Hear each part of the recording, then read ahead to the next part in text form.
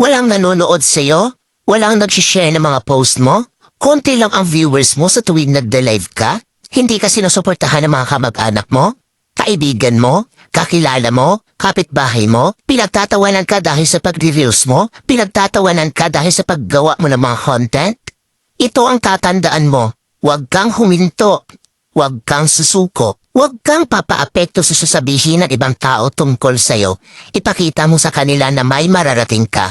Dahil isang araw, kapag marami ka ng followers, kapag marami na ang sumusuporta sa'yo, kapag marami na ang nanonood sa'yo, kapag marami ka ng viewers, kapag marami na ang nagmamahal sa'yo at sumusuporta sa'yo, kapag marami ka ng payout, kapag sinasahod mo na ang sinasahod ng mga sikat na content creator, kapag mayaman ka na, kapag marami ka ng pera, ay manunood na yan sila sa'yo.